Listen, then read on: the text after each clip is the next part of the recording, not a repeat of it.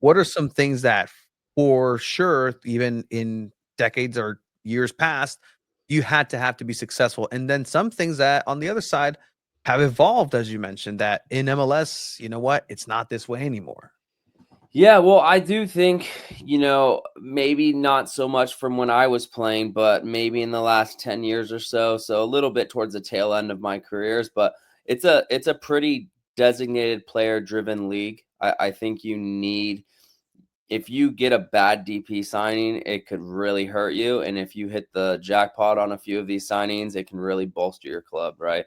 And I know it's a team sport, but some of those individuals, most of the time, are pretty special players, most of the time, attacking players that can really contribute to really scoring some special goals on their own, right? Not just how beautiful your football is, but something that comes to mind is Carlos Vela a few years ago, for LAFC, just how good he was for that club um, in his MVP years. And then while I was in Atlanta, right, you got Joseph Martinez and Miguel Almiron just really kind of carrying the team offensively. Obviously, you had a lot of good players to help, contribute to them. But without those two guys, I'm not sure it would have clicked, right? And so staying healthy is a big part, right? You need your DPs healthy, you need them on the field. But then I also think you need, that veteran presence, just even a few guys that they don't even have to be necessarily on the field, right? Just guys that are in the locker room that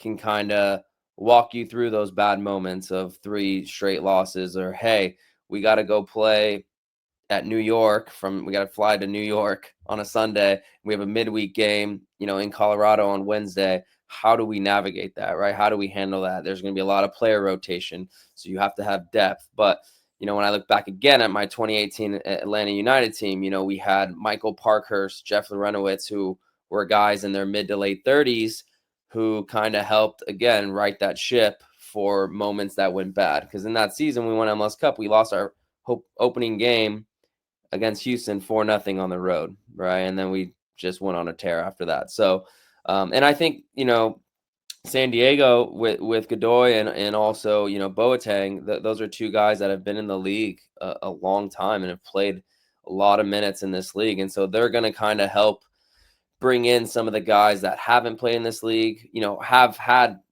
veteran style maybe careers, but outside of the MLS, right? And so that'll kind of all mold together. And then once they get more games under their belt, they're going to all start to click.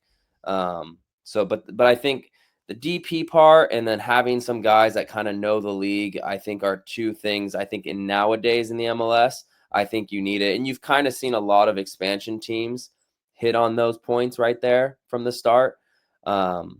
So it'll be interesting to see kind of how it develops. I could see San Diego FC kind of maybe focusing a little bit more on some depth, I think, as the season goes on. But that's something that can be added, I think, over the course of a season.